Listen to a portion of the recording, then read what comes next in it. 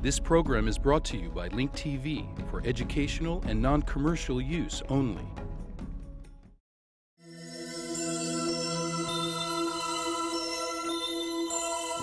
Mosaic, a daily news program from Link TV, presents a selection of news reports from independent and state-controlled broadcasters from throughout the Middle East.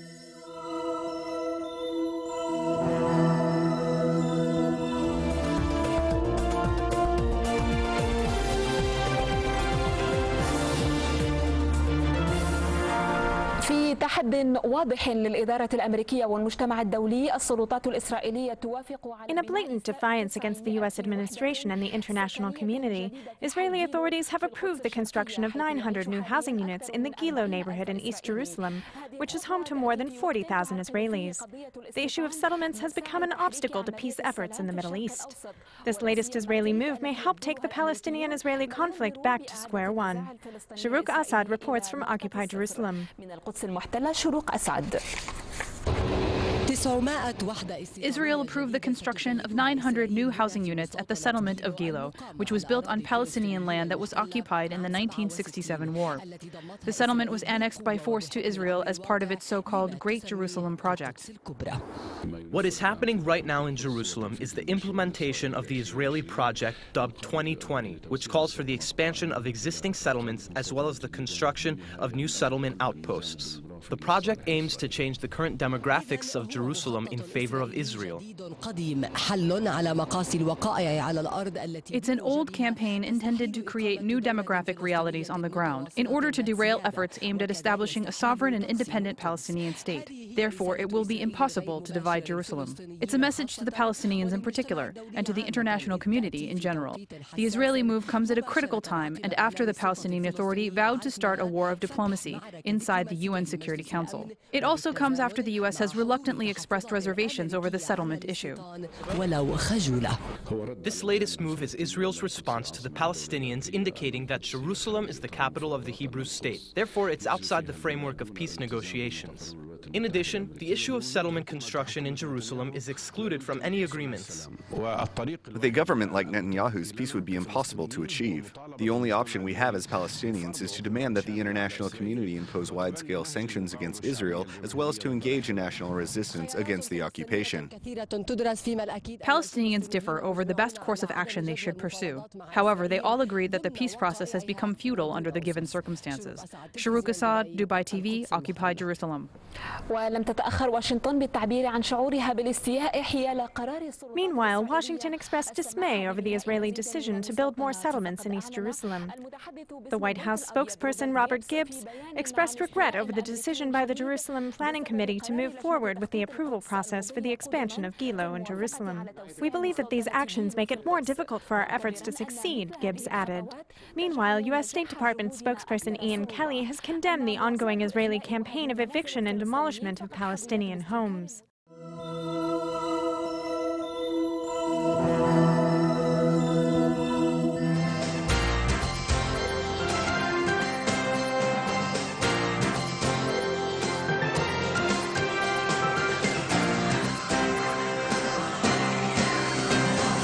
The U.S., along with the EU and the UN, have come down hard on Israel for approving the construction of 900 housing units in the Jerusalem neighborhood of Gilo.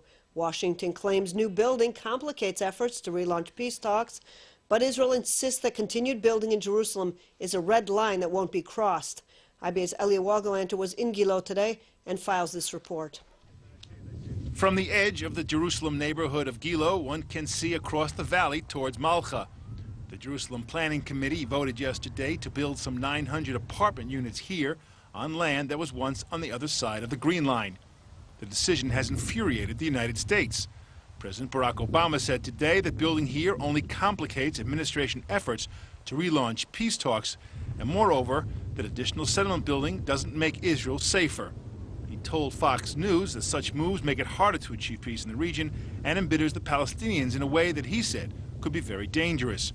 Palestinian peace negotiator Saeb Erekat said that Prime Minister Benjamin Netanyahu, quote, has the choice, settlements or peace, and accused Israel of trying to decide the conflict by building instead of sitting at the negotiating table. UN Secretary General Ban Ki-moon also deplored the Israeli move. A State Department spokesman reiterated the U.S. position that neither side can take any action that would jeopardize negotiations. We believe that neither party should engage in any kind of actions that could unilaterally preempt or appear to preempt negotiations. And I think that, that we find the Jerusalem Planning Committee's decision to move forward on the approval of the approval process for the expansion of Gilo in Jerusalem as dismaying. This is at a time when we're working to relaunch negotiations, and we believe that these actions make it more difficult for our efforts to succeed. An aide to Prime Minister Netanyahu dismissed the U.S. anger at Israel's approval for new homes in Jerusalem, saying it was part of a routine building program. Residents of Gilo feel the same way. I'm all for development and construction. I really like the fact that there's going to be there are more apartments needed. There's a shortage of apartments, and I think it's great. If they're talking about contested territory, I don't consider Gilo contested territory at all. Why? Because it's part of Jerusalem. Gilo is part of Jerusalem. It's part of the city limits of Jerusalem. And I'm for development. I'm a real estate agent. I'm for development, and I believe in housing, having enough housing for people. And there is a shortage now. The planned 900 housing units will be built in the form of 4- and 5-bedroom apartments in an effort to lure upscale residents. What seems clear now is that despite the pressure from the United States, when it comes to the issue of building here in Jerusalem on the edge of Gilo facing the Malcha Mall, Prime Minister Netanyahu will not back down from his stated position that building in Jerusalem will continue. Eli Wogelanter, IBA News. The approval of the Israeli plan to build 900 housing units in the Gilo neighborhood of Jerusalem drew sharp condemnation from the Palestinian Authority. Prime Minister Salam Fayyad said that the project proves that Israel is continuing to build in the West Bank. Experience of the past years has demonstrated time and again that actually every excuse, explanation that was used in order to justify continued settlement activity or explain it ended up being nothing but a loophole that ended up translating into more settlements, more settlement activity and more building activity, which is all completely illegal.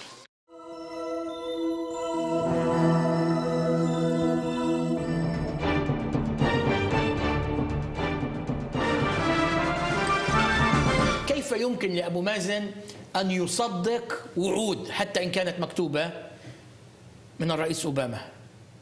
نحن نريد How can Palestinian President Mahmoud Abbas believe U.S. promises, even if they were handwritten by President Obama? We want to see tangible results. We want real actions, not promises. We've got on board with the American promises and sweet talk, which take place as Israel continues to confiscate Palestinian land and increase the settlement activities. The last position taken by the U.S. was in support of the Israeli position, which calls for the following. First, Israel will continue the construction of 2,500 residential units since they are already under construction. Second, settlement construction will continue in East Jerusalem. Third, the construction of public buildings within the so-called settlement blocks will also continue. Fourth, the construction of the apartheid wall will continue. This is enough to keep Israeli bulldozers busy for more than a year. This is even more than what was built last year. Therefore, we will go back to the broken record of peace negotiations. Negotiations will continue as Israel continues to steal the land. The peace process must change. The Palestinians must use a new approach to negotiations. The approach that was used for the past 15 years by the Palestinians has failed, and they should change it. It failed because of the Israeli position, in addition to Palestinian and Arab mistakes, but primarily because Israel has got away with not implementing past agreements. ولكن أساساً بسبب تهرب الجانب الإسرائيلي من تنفيذ الاتفاقيات. But when you say that the peace process has failed, one may also include President Mahmoud Abbas, who took charge of the process of giving up the armed intifada and returning to the negotiation table. He has said that negotiations will bring good results and so on. Do you think that the option for peace negotiations will collapse from the perspective of the Palestinians? جدي There is now serious reconsideration of past negotiations and how to go about it in the future. No one is infallible, and if Mahmoud Abbas decides to retire from politics, then he will be the last Palestinian leader to negotiate with Israel based on the two-state solution.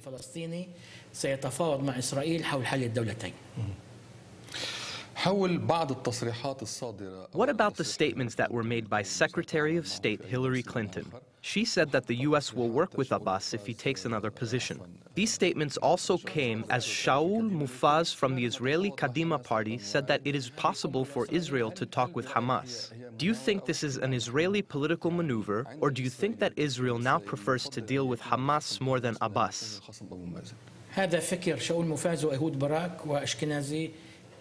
This is the thinking of Shaul Mufaz and Ehud Barak and Ashkenazi. This is what the Israeli military establishment thinks. This explains why they were the happiest people to see Palestinians divided. They say that the borders are under control and that the Palestinians do not have weapons. They also say that there is a force on the ground that can stop these missiles from being launched, and therefore some Israelis, represented by Mufaz, think that Israel should negotiate with Hamas. Do you think that he is serious, or is he just being provocative? No, this is what Shaul Mufaz believes in. Ehud Barak also believes this. Ehud Barak does not believe that Israel should negotiate with Mahmoud Abbas. He does not believe that they have a Palestinian partner and that they think that the PLO wants to destroy Israel. But what will Israel negotiate with Hamas about, considering that Israel wants to negotiate just for the sake of gaining time? Barak and Shaul Mufaz are talking about a state with temporary borders. The Palestinians and Abbas in particular should refuse this. Whatever is described as temporary by Israeli officials tends to become permanent. Therefore, whoever accepts a Palestinian state with temporary borders is in effect giving up unequivocally on the Palestinian principles.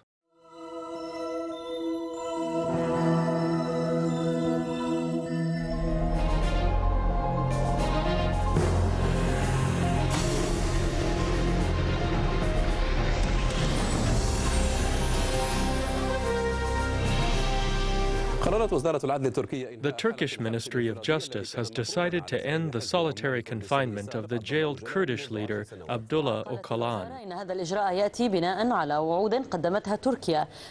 This comes after Turkey had promised the European Court of Human Rights to improve Abdullah Ocalan's prison conditions. According to the new Turkish rules, Ocalan was transferred to a new prison and can now meet with other prisoners for 10 hours a week. لا يخفى أن قرار تركيا تخفيف ظروف حبس عبد الله أوجلان القابع في سجن. It is no secret that Turkey's decision to improve the prison conditions for Kurdish leader Abdullah Ocalan, who is imprisoned on Imrali Island, was aimed at easing European criticism. Turkey is accused of violating Ocalan's human rights because he had been kept in solitary confinement since he was arrested in Kenya 10 years ago. He was charged with treason for leading an armed rebellion in order to establish an independent Kurdish state. لكن عقوبة الإعدام بحق أوجلان البالغ من العمر 61 عاما. At the time he was sentenced to death, but the sentence was later changed to life in prison in 2001 when Turkey abolished the death penalty as a means to improve its human rights record. This step was taken in response to the European demand that Turkey improve its human rights record as a precondition to joining the EU. Turkey decided to transfer Ocalan to a new prison where he can meet with other prisoners from the party he founded, the Kurdistan Workers' Party. This is yet another step taken by Turkey to solve the Kurdish problem.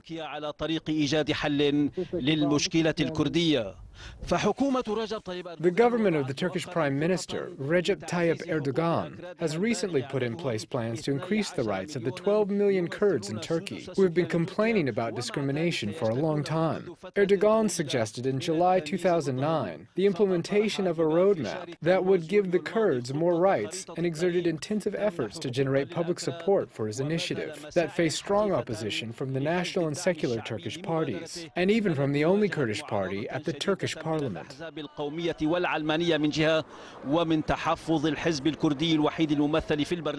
The Turkish efforts were aimed at ending the conflict with the Kurds, which has killed more than 40,000 people since it erupted about 25 years ago.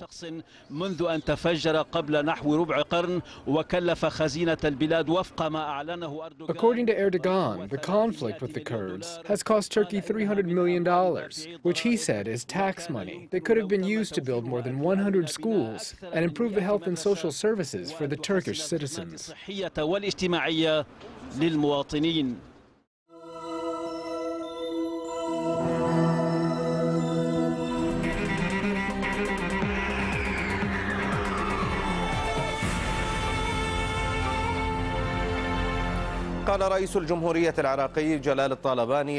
Iraqi President Jalal al-Talabani has told Al Arabiya channel that the presidential office has approved the election law due to the fear of creating a constitutional vacuum.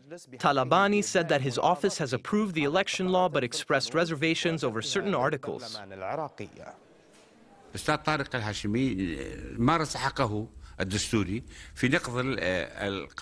Mr. Tariq al-Hashimi was exercising his constitutional rights when he vetoed the election law and expressed reservations.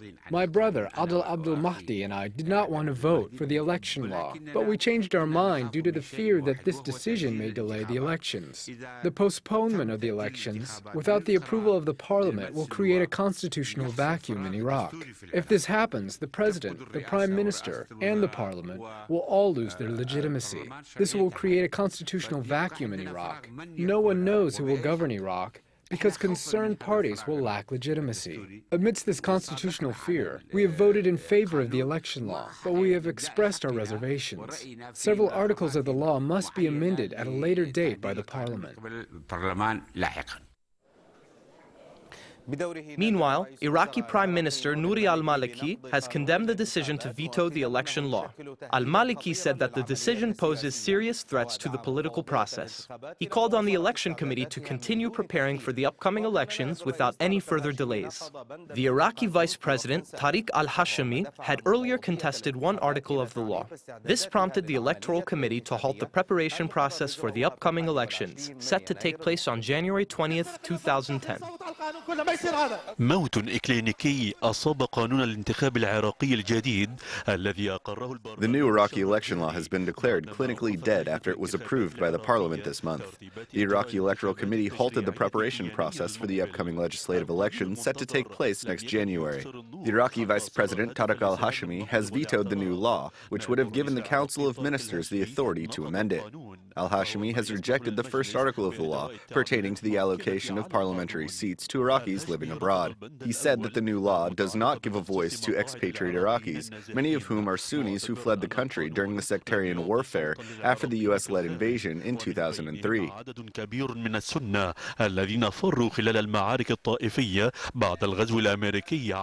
The Iraqi vice president called for the increase of parliamentary seats for minorities, expatriates, and members of the nationalists. The proposed increase is from 5% to 15%.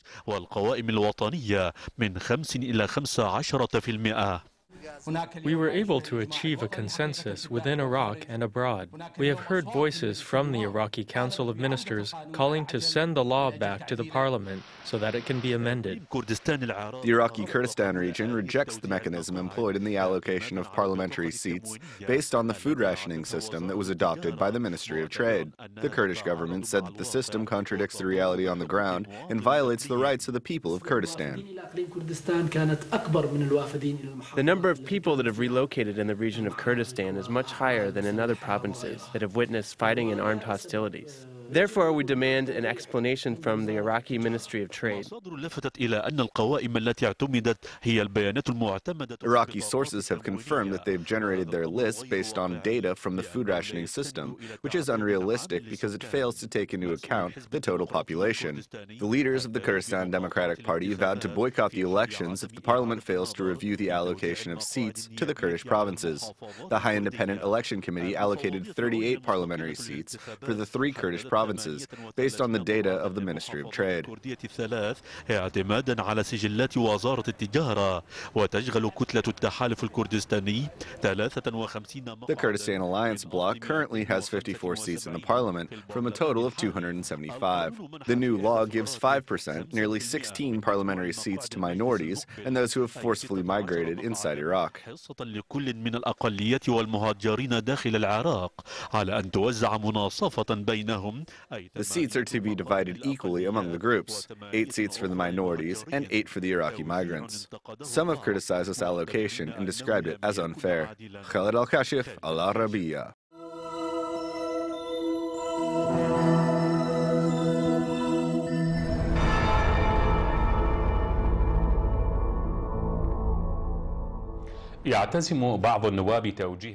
Some representatives questioned the government and requested that it disclose its statement of account of the last 4 years. They asked the Council of Representatives to unveil the programs it carried out in accordance to the budget appropriated to it by the Parliament, in addition to the necessary legal project. This request coincided with the release of a government statement from the Financial Ministry confirming that there is a deficit in the budget.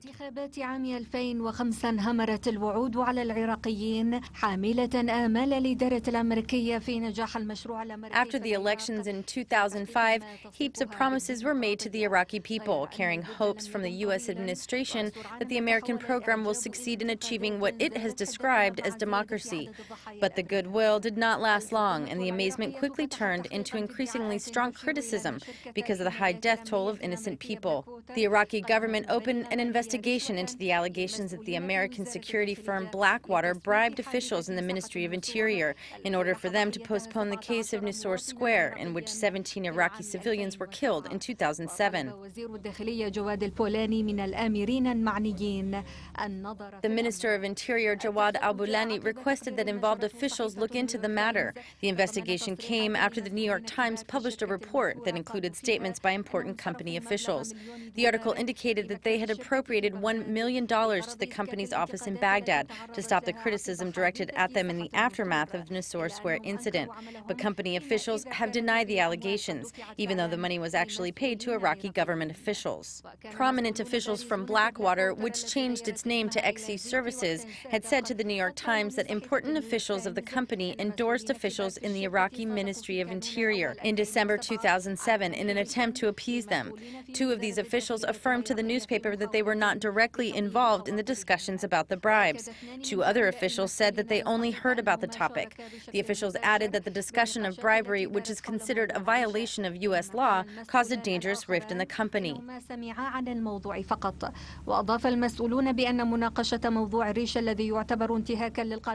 Because of the criticism of the government's behavior, the Parliament Integrity Committee head and Fadila Party representative Sobahi Saidi suggested that the government provide answers to these questions before the Parliament's time in office ends.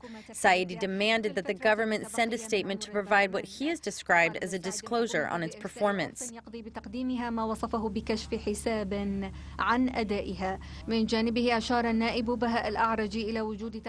Meanwhile, Representative Bahia Al-Araj indicated that the official statement of account from the Financial Ministry already exists, confirming that there is a deficit in the budget after its plans were changed by the Prime Minister. A wave of criticism among the different sides of Iraq on all levels has appeared to be directed at the Iraqi government following the security breaches, especially since the date of the representative elections is approaching in Iraq.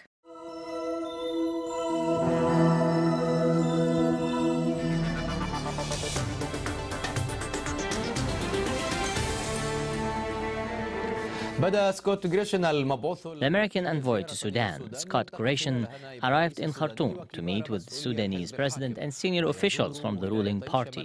Grayson will visit the 2 states of northern Darfur and southern Kordofan. The U.S. State Department said that one of Grayson's most important goals is to provide support to the armed factions in Darfur ahead of the anticipated talks in Qatar. The American envoy, Scott Grayson, returns to Sudan. Greshan's trip, which is his second to Sudan within 8 months, includes visits to the 2 states of northern Darfur and southern Kordofan, in addition to meeting with prominent figures, including the vice president and other leaders from the ruling party. In April 2009, during his first visit to Sudan, Greshan said that he was still listening to opposition parties in Darfur, which was a signal that the U.S. was changing its policy in Sudan. The ongoing visit is not much different. It is a practical step towards implementing Washington's desire to establish peace in Darfur and stop what it has described as mass murder that shocks the world. One of Greshan's current goals is to unite more than 20 armed groups in Darfur ahead of the peace negotiations with the government, which will take place in Doha. This, however, does not mean that the American administration has changed its perspective on what took place in Darfur in the past years.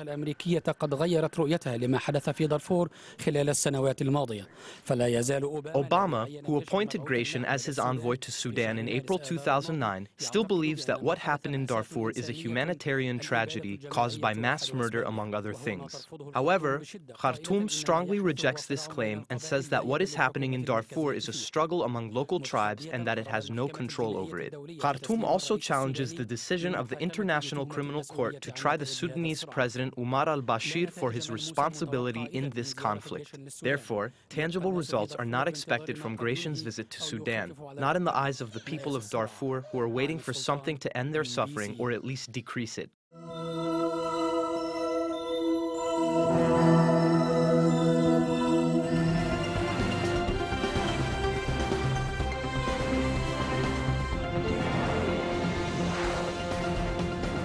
Iran is considering a simultaneous swap of nuclear fuel inside the country. That's what Foreign Minister Manouchehr Mottaki says. Mottaki stressed Tehran will not send its low-enriched uranium abroad. He said the media hype about the West, still waiting for Iran's response, is just a psychological war. Mottaki says Tehran closely reviewed the International Atomic Energy Agency's proposal and notified the agency of its response. Iran's first option is to produce the 20% enriched uranium by itself. The second option is to purchase the fuel. The foreign minister added that Iranian experts are studying how much fuel is needed to be swapped. Tehran has asked for another round of talks with members of the technical committee in Vienna. Iran needs the fuel for its Tehran reactor that produces isotopes for medical purposes. Iran says it cannot fully trust the West because they failed to meet their nuclear commitments to Tehran. Well, Press TV's Eva Manistieva tells us more about Iran's decision to swap the fuel on its own soil. On the one hand, this option would open a window of opportunity for a deal with the IAEA, and on the other hand, it would also answer Iran's security and technical concerns regarding the export of its bulk of low-enriched uranium to another country. There is also another point mentioned by experts here in Vienna. By exporting its bulk of low-enriched uranium to another country, Iran would lose a lot of time until it gets the uranium enriched to the higher grades back and fueled into the research reactor in Tehran. Iran cannot afford to lose so much time. The views expressed on Mosaic are those of the participating broadcasters, not Link TV or its sponsors. The production of Mosaic is made possible with the support of viewers like you. Thank you.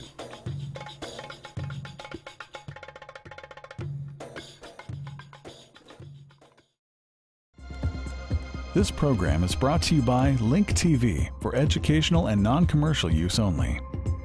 Link TV is the only U.S. network dedicated to global and national news, uncompromising documentaries, and diverse cultural programs. Programs which connect you to the world.